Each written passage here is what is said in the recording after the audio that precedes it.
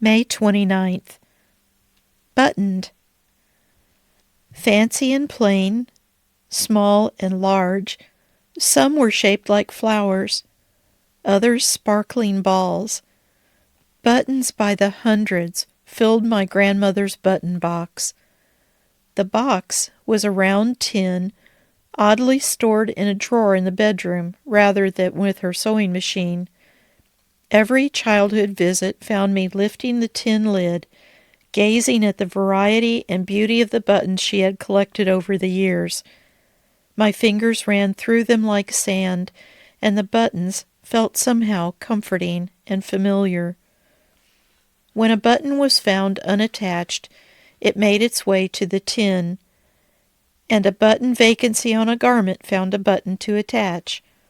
Some of the buttons adorned the pretty flannel nightgowns Gram made for me, her only granddaughter. One tiny, white-pearled button restored my brother's dress shirt for Sunday school.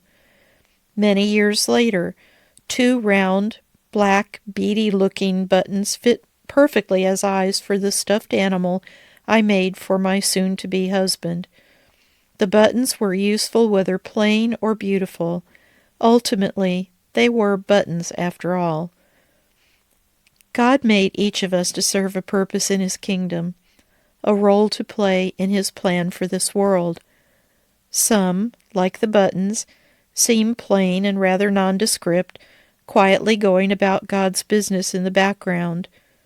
Others are sparkly, noticeable immediately for their bright, dominant roles in life. But both functions serve God's purpose. We were not created to be simple adornments in this world, but rather we are to be useful, lending our hands and feet to God's plan. God invites us to serve Him by serving others with the talents and gifts He graciously bestowed on each of us. We are not to serve out of pride or self, but to show our love for Him by imitating His. He will always lead us through His Holy Spirit to the place of service He planned for us when our hearts seek Him most and are willing to bend to His will above our own. I don't understand why God created man to act as God's earthly hands, feet, and lips. I don't understand why He would choose buttons of all sizes, shapes, and colors, and temperaments to carry out His plan for humankind, entrusting us with conveying His love to those around us. I know that we were not created to just show off God's love only in words to the world, though. We were not made to be simply beautiful.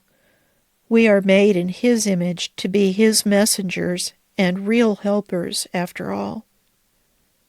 Ephesians 6:7-8.